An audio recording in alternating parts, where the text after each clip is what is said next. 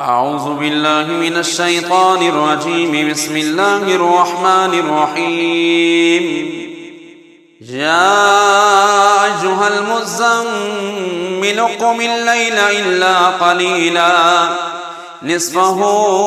أو انقص منه قليلا أو زد عليه ورتل القرآن ترتيلا إنا سنلقي عليك قولا ثقيلا إن ناشئة الليل هي أشد وطئا وأقوم قيلا إن لك في النهار سبحا طويلا واذكر اسم ربك وتبتل إليه تبتيلا رب المشرق والمغرب لا إله إلا هو فاتخذه وكيلا واصبر على ما يقولون واهجرهم هجرا جميلا وذرني والمكذبين أولي النعمة ومهلهم قليلا إن لدينا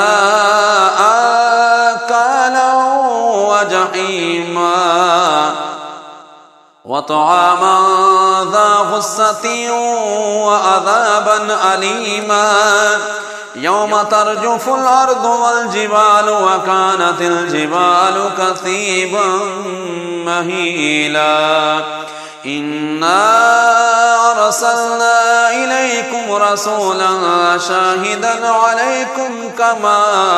أرسلنا إلى فرعون رسولا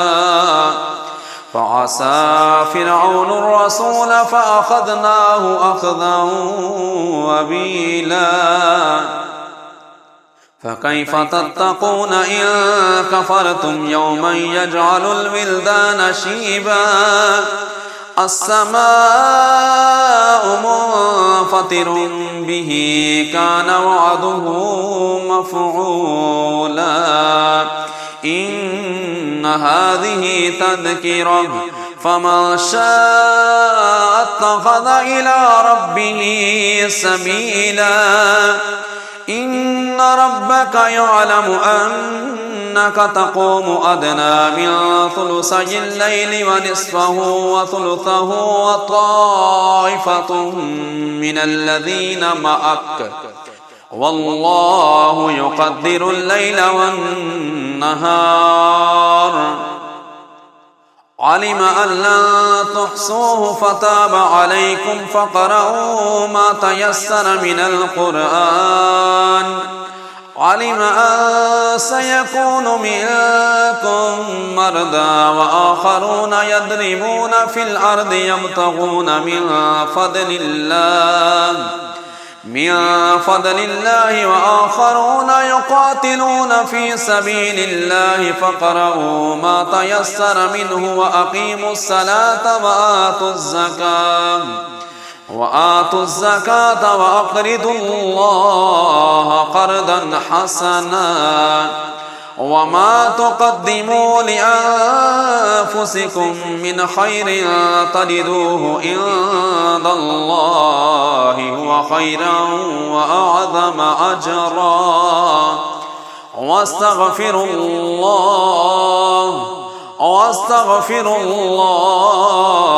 إن الله